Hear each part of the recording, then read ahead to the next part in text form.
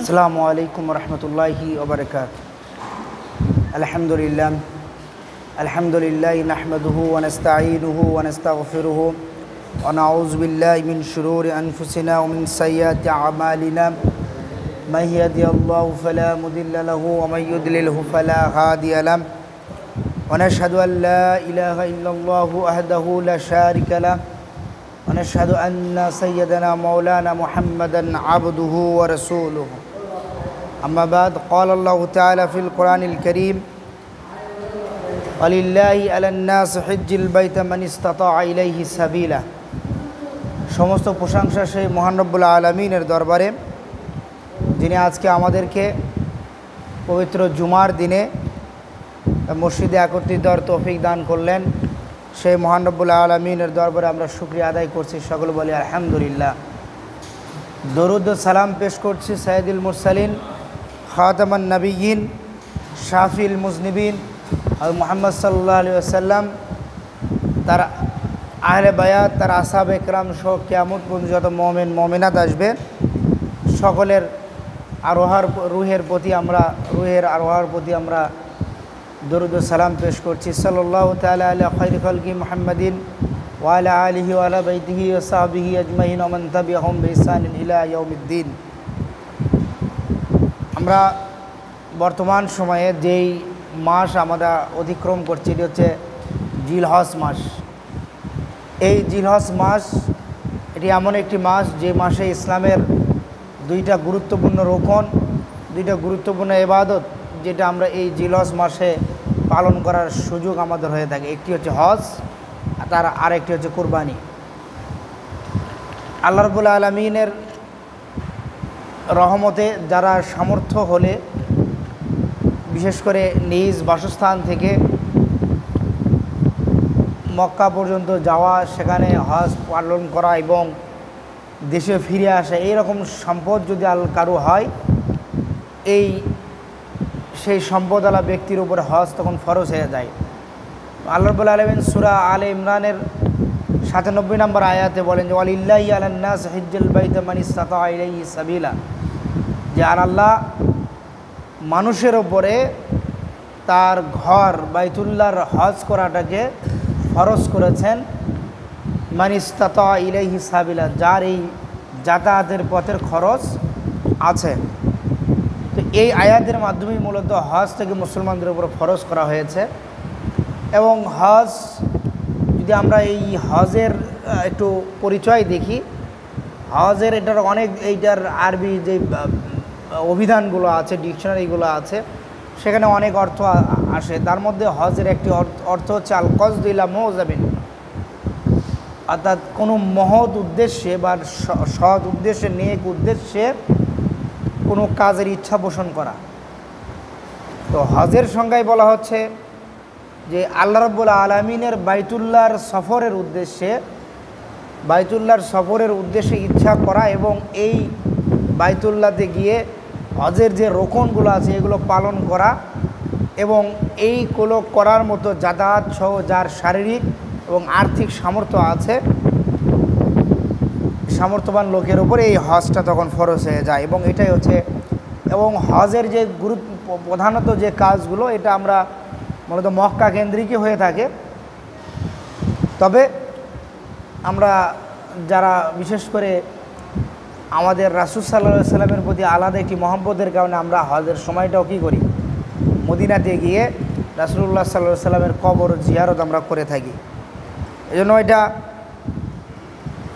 অনেক আলেম ওলামারা বলে থাকেন, সেটা হচ্ছে হজ এটা একটা ইসলামের একটা আলাদা একটা রোকন, একটা ইবাদত। আর হজের সময়ে মানুষ যখন মক্কায় গেল বা সৌদি আরবে গিয়ে মক্কায় যেয়ে মদিনাতে গিয়ে রাসূলুল্লাহ সাল্লামের রওজাতে সাক্ষাৎ করা, তার রওজা জিয়ারত করা, এটা একটা মানুষের ইমানের একটা অংশ। মানুষ যে আর রাসূলুল্লাহ সাল্লামের প্রতি আমরা যে নবী এবং রাসূল হিসেবে বিশ্বাস করি, এটা যে আমাদের ইমানের একটি দাবি হচ্ছে কি রাসূলুল্লাহ সাল্লামের কবর একই সময় জিয়ারত করা। এবং এই হজ, যখন এই হজের আয়াতটি নাজিল হলো, ওয়ালিল্লাহি আলান নাসি হিজ্জুল বাইতা, এই আয়াতটা যখন নাজিল হয়ে গেল, তখন একদিন রাসূলুল্লাহ সাল্লাল্লাহু আলাইহি ওয়াসাল্লাম সাহাবীদের মাঝে তিনি বক্তব্য দেওয়ার জন্য দাঁড়ালেন। এবং আবু হুরায়রা রাদিয়াল্লাহু তাআলা আনহু থেকে একটি হাদিস এসেছে যে ক্বালা খাতাবানা রাসূলুল্লাহ সাল্লাল্লাহু আলাইহি ওয়াসাল্লাম, রাসূলুল্লাহ সাল্লাল্লাহু আলাইহি ওয়াসাল্লাম একদিন আমাদের মাঝে খুতবা দিলেন। ফাকালা, অতঃপর তিনি বললেন, আইয়ুহান নাস কদ ফারাদাল্লাহু আলাইকুমুল হাজ্জা ফাহাজ্জু, বলে হে মানুষ সকল, আল্লাহ রাব্বুল আলামিন তোমাদের উপরে হজকে ফরজ করেছেন, অতএব তোমরা হজ করো। ফাকালা রাজুলুন, তখন একজন সাহাবী রাসূল সাল্লাল্লাহু আলাইহি ওয়াসাল্লামকে জিজ্ঞাসা করলেন, আকুল্লা আমিন ইয়া রাসূলুল্লাহ সাল্লাল্লাহু আলাইহি ওয়াসাল্লাম, যে আমাদের উপরে এই হজটা কি প্রত্যেক বছরই ফরজ কিনা? এবার হাদিসে এসেছে রাসূল সাল্লাল্লাহু আলাইহি ওয়াসাল্লাম তখন চুপ করে থাকলেন। ফাসাকাতা হাত্তা ক্বালাহা সালাসান, এবং রাসূল সাল্লাল্লাহু আলাইহি ওয়াসাল্লাম চুপ থাকলেন।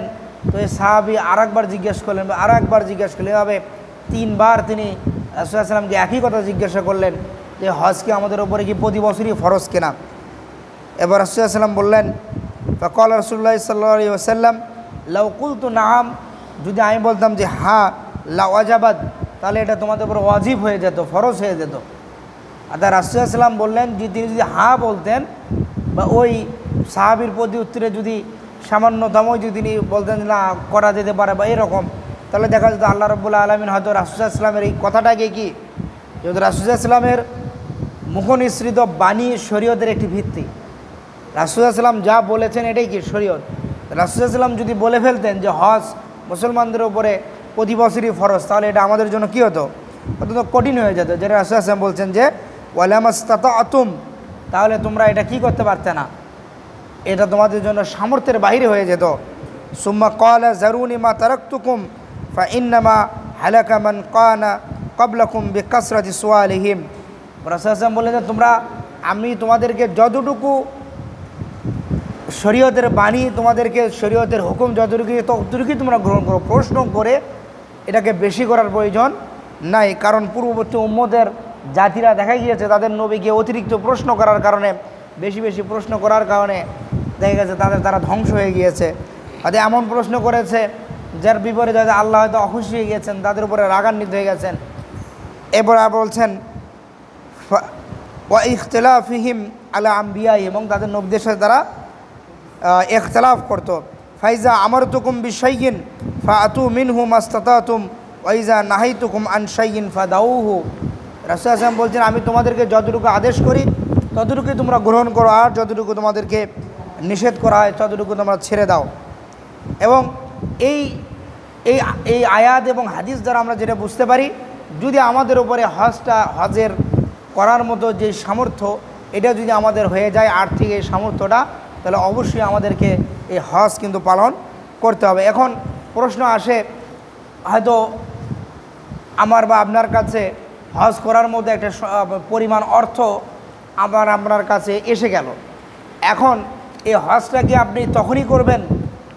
ধরেন আপনার এই বছর বা সামনের বছর হজের আগে গেল, আপনার ওই সামর্থ্য হলো, এখন আপনি তাহলে কি তখনই করবেন, নাকি আর একটু সময় বিলম্ব দিয়ে, যেহেতু টাকা পয়সা আছে এই বছর না করি 2 বছর পরে আমার সুবিধা মতো সময়ে কোনটা করতে হবে? এটা নিয়ে যারা মুফতিয়ানে কেরাম আছেন তাদের ভেতরে বিস্তর এটা নিয়ে তারা মতভেদ করেছেন। বিশেষ করে এই আমরা যাদেরকে আইম্মায়ে আরবা বলি, ইমাম আবু হানিফা, ইমাম শাফি সহ ইসলামের স্বর্ণ যুগের যারা মুস্তাহিদ আলেম ছিলেন, ফকিহ ছিলেন, তারা এটা নিয়ে অনেক মতভেদ করেছেন। এখান থেকে এক্ষেত্রে দুইটি গ্রুপ, দুইটি ভাগ আছে। একটি হচ্ছে রাসূলুল্লাহ সাল্লাল্লাহু আলাইহি ওয়াসাল্লামের একটা হাদিস আছে, স্পষ্ট হাদিস, সেটা হলো কারো উপরে হজ ফরজ হলে সেজন্য দ্রুততা আদায় করে নেয়। আব্দুল্লাহ ইবনে আব্বাস থেকে একটা হাদিস যে মান আরাদাল হজ্জ ফালিয়াতাআজ্জাল, যে হজ করার ইচ্ছা পোষণ করলো সেজন্য দ্রুততার সাথে তা করে নেয়। ফাইন্নাহু কাদ ইয়ামরাদুল মারিদ, হতে পারে পরবর্তীতে সে রোগাক্রান্ত হয়ে যেতে পারে। ওয়া তাদিল্লুদ দাল্লাতা ওয়া তা'রিদুল হাজাত, অথবা হতে পারে তার অর্থ সম্পদ যেটা আছে এটা কমে যেতে পারে, অথবা তার অন্য কোনো প্রয়োজনে ওই টাকাটা ব্যয় হয়ে যেতে পারে। এই জন্য এই হাদিসের আলোকে অধিকাংশ মুফতিগণ ফতোয়া দিয়েছেন যে আসলে যদি কারো পক্ষে হজের সামর্থ্য হয়ে যায় তবে তার জন্য দ্রুত করাই ভালো। তবে ইমাম আবু হানিফা রহমতুল্লাহ আলাইহি তার মত হচ্ছে যে না, কেউ যদি চাই পরবর্তীতে তার টাকা হয়েছে সঙ্গে সঙ্গে না, একটু 2-1 বছর পরে বিলম্বে করলে করতে পারবে।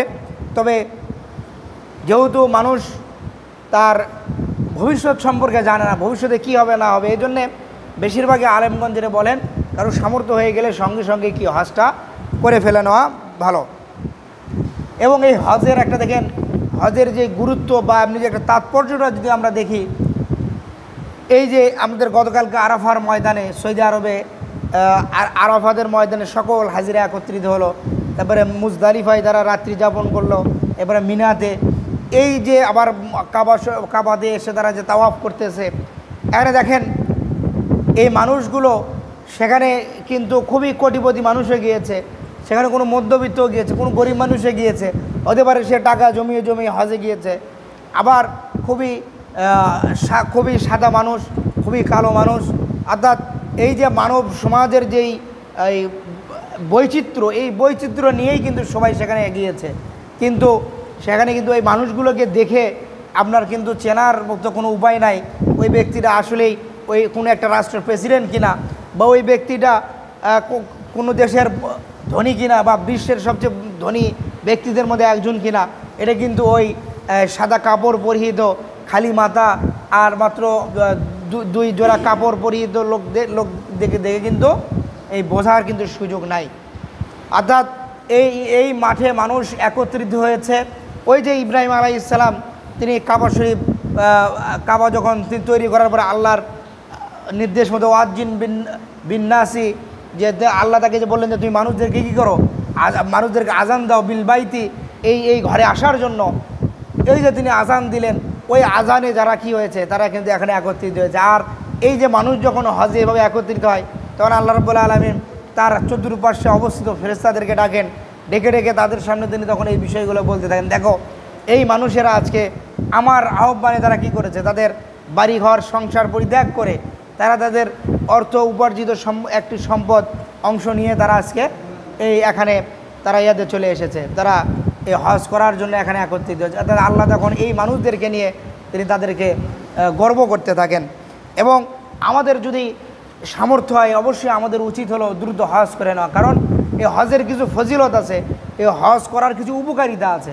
তার মধ্যে 1 নাম্বার উপকারিতা সেটা হচ্ছে যে মানুষের হজ করার পূর্বের সে তার যত গুনাহ হয়েছে এই গুনাহগুলো আল্লাহ ক্ষমা করে দেন। এবং আরেকটা হাদিসে এসছে এবং ওই মানুষটা যখন হজ করে হজ্জে মাবরুর মাধ্যমে যখন মানুষটা তার বাড়িতে ফিরে আসে, তখন একজন মা যখন তার সন্তানকে ভূমিষ্ঠ করলে এই সন্তান যখন নিষ্পাপ থাকে, ওই হাজি ব্যক্তিটা ওই রকম নিষ্পাপ অবস্থায় তার বাড়িতে প্রত্যাবর্তন করে। আবু হুরায়রা একটা হাদিস তিনি বলেন যে মান হাজ্জা ফালাম ইয়ারফুস ওয়ালাম ইয়াফসুক গফিরা লাহু মা তাকাদ্দামা মিন জামবিহি। আবু হুরায়রা থেকে আরও একটা হাদিস, সেখানে লাস্টের অংশে তিনি বলেছেন যে রজা কা ইয়াউমি ওয়ালাদাতহু উম্মুহু, যে ব্যক্তি পরিপূর্ণভাবে হজ পালন করলো, হজের সব নিয়মকানুন সঠিকভাবে পালন করলো, তাহলে আল্লাহ তার যাবতীয় সকল গুনাহ মাফ করে দেবেন। এবং আরেকটা হাদিসে বলেছেন যে সে প্রত্যাবর্তন করবে নিজ বাড়িতে কা ইয়াউমিন, ওই দিনের মতো ওয়ালাদাতহু উম্মুহু, যেদিন তার মা তাকে ভূমিষ্ঠ করেছিল, তাকে প্রসব করেছিল।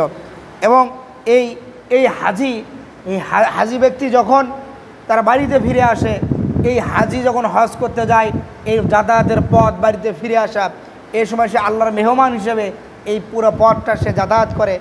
আর আরেকটা হাদিসে রাসূল সাল্লাল্লাহু আলাইহি ওয়াসাল্লাম বলেছেন যে যদি ওই ব্যক্তির কাছে কোনো দোয়া চাওয়া হয় বা সে কারোর জন্য যদি ক্ষমা প্রার্থনা করে, তখন আল্লাহ রাব্বুল আলামিন তার ওই দোয়াটা তিনি কি করেন না, ফিরিয়ে দেন না, তার ওই দোয়াটা আল্লাহ কবুল করে নেন।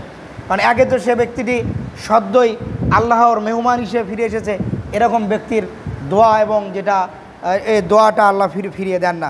এবং কেউ যদি হজ্জে মাবরুর কারো নসিব হয়, অর্থাৎ তার টাকা পয়সা থেকে একটা হালাল উপার্জনের টাকা দিয়ে সে হজে গিয়েছে, পরিপূর্ণভাবে হজ করেছে, হজের সবগুলো আমল যদি সে ভালোভাবে করতে পারে, তবে ওই ব্যক্তির পুরস্কার হচ্ছে একমাত্র জান্নাত।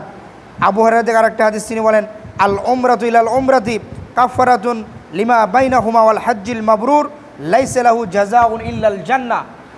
যার আল্লাহ বলছেন এক ওমরা থেকে মানুষ, অনেকে তো ওমরা তো অনেকবার করা যায়, যে একজনে একবার ওমরা করলো, 2 বছর বা আবার ওমরা করলো, এই ওমরার ভেতরে এক ওমরা আর একটা হচ্ছে হজ্জে মাবরুর, যে আল্লাহ যে হজটা আল্লাহ কবুল করেন, এমন হজ যদি কেউ করতে পারে লাইসা লাহু জাযাউন ইল্লাল জান্নাত, তার পুরস্কার একটাই, সেটা হচ্ছে জান্নাত। জান্নাত ছাড়া আর তার কোনো পুরস্কার নেই।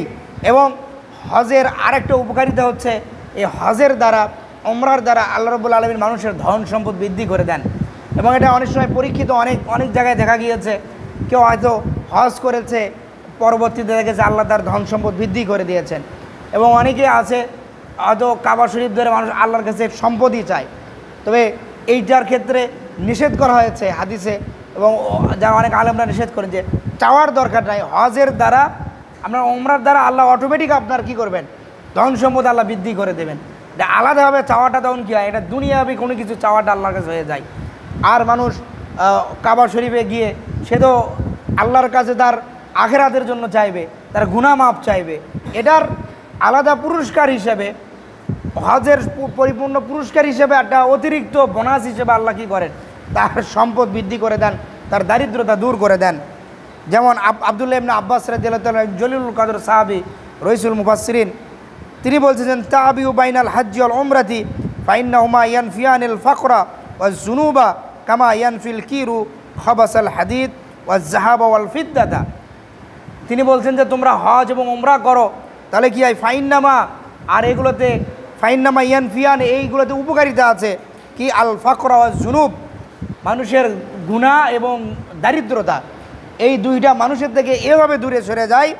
কামা ইয়ানফিল কিরু খাবাসাল হাদিদ, যেভাবে এই যে কামার তার লোহাতে বা স্বর্ণকার স্বর্ণে যখন আগুনের তাপ দিয়ে এগুলোকে পরিষ্কার করে, এটা যেভাবে একবারে পরিষ্কার হয়ে যায়, মানে এই লোহার মরিচিকাগুলো বা লোহাটা এত সুন্দর, মানে এরকমভাবে মানুষের কাছ থেকে তার গুনাহগুলো, তার দারিদ্রতাটা মানুষের থেকে দূরীভূত হয়ে যায়। এজন্য আমাদের উচিত এই, যদি আমাদের সামর্থ্য হয়, সঙ্গে সঙ্গে আমাদেরকে এই হজটা করে ফেলা। আরেকটা হচ্ছে, অনেক সময় মহিলারা আছে, তারা কিন্তু ইসলামের অনেক বিধান আছে, অনেক সময় তারা করতে পারে না, জিহাদের মতো একটা বিধান, এগুলো তারা করতে পারে না। তারা যদি হজ করতে পারে, রাসূলুল্লাহ সাল্লাল্লাহু আলাইহি ওয়াসাল্লাম বলেছেন যে মহিলারা যদি হজ করে, তাহলে একটা পুরুষ মানুষ জিহাদ করলে যে সওয়াবটা, আর জিহাদের রাসূলুল্লাহ সাল্লাল্লাহু আলাইহি ওয়াসাল্লাম বলেছেন যে একটা মানুষের জন্য সবচেয়ে উত্তম, সবচেয়ে বড় আমল হচ্ছে জিহাদ। আর একজন মহিলাদের ক্ষেত্রে এটা বলা হয়েছে যে তারা যদি হজ করতে পারে, তাহলে জিহাদের সমপরিমাণ সওয়াব তাদেরকে দিয়ে দেওয়া হয়। এবং আরেকটা হচ্ছে, মহিলাদের ক্ষেত্রে অবশ্যই হজের ক্ষেত্রে কিন্তু তাদেরকে মাহরাম তাদের সাথে অবশ্যই রাখতে হবে। যেমন বর্তমান সময়ে বাণিজ্যিক কারণে সৌদি আরবে তারা আইন করেছে যে মাহরাম ছাড়াও হজে ওমরায় যেতে পারবে, এই আইন তারা করেছে, যেটা তারা এক্ষেত্রে বাধা দেবে না। কিন্তু শরীয়তের যে বিধান হচ্ছে সেটা হচ্ছে অবশ্যই মাহরাম পুরুষ অবশ্যই থাকতে হবে। আর এই হজের এই ফজিলতগুলো এই জন্যই বর্ণনা করা হয়েছে যাতে করে মানুষ এই কাজগুলোতে উৎসাহিত হয়। এবং হজের পর সঙ্গে সঙ্গে হজের আরেকটা আমল হচ্ছে কুরবানি। আমরা আমাদের বাংলাদেশের চাঁদ দেখার অনুযায়ী আগামীকালকে আমরা এই কুরবানিটা আমরা যাদের সামর্থ্য আছে আমরা করব। কুরবানির ক্ষেত্রে অবশ্যই যদি কারো সামর্থ্য না থাকে, জোর করে সেখানে করার দরকার, ইসলাম এটাকে উৎসাহিত করে না। তবে যার সামর্থ্য আছে সে কুরবানি করবে। এবং এই কুরবানিটা অবশ্যই কুরবানির পশুটিকে 3 ভাগ করে, 1 ভাগ নিজের, আরেক ভাগ নিজের নিকট আত্মীয়দের মাঝে, এবং আরও 1 ভাগ সেই এলাকার গরিব দুঃখীদের মাঝে অবশ্যই এটা বন্টন করতে হবে।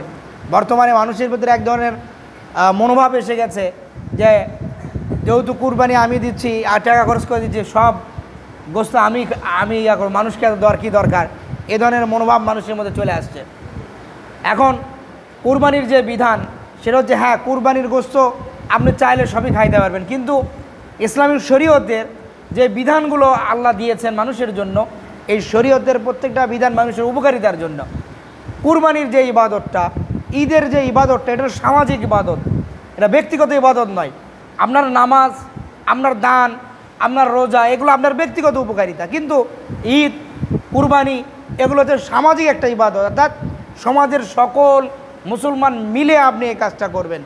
তো এই কাজ করতে গিয়ে এখন আপনি যদি স্বার্থপরের মতো মনে করেন যে সবই এটা আমি দিচ্ছি, আপনি যদি এটা খান, শরীয়ত আপনাকে কিন্তু এই যে কোরআনের স্পষ্ট বিধান কি, আপনাকে 3 ভাগ করতে হবে।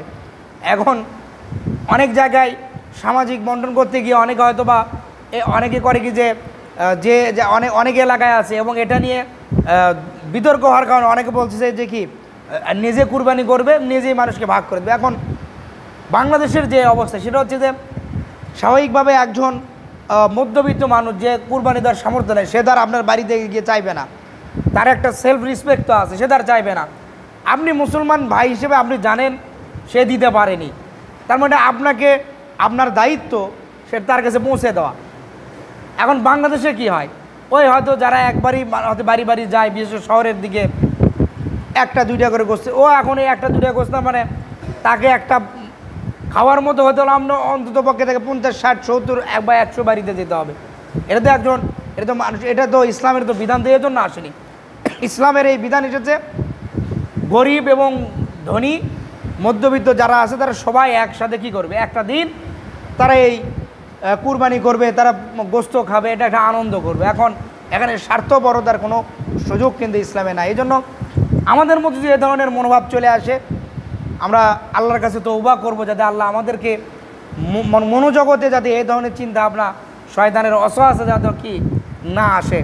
তা আসুন আমরা যাদের সামর্থ্য আছে আমরা কোরবানি দেওয়ার চেষ্টা করব, সকলে মিলে এই বিধানটা আমরা পালন করার চেষ্টা করব। একই সাথে আল্লাহ যেন আমাদেরকে এরকম সামর্থ্য দেন, আমরা যারা হজ করতে পারিনি, আমরা তো উমরা করতে পারিনি এখনও, তারা যেন এরকম আর্থিক সামর্থ্য আসে যাতে আমরা এটা করতে পারি।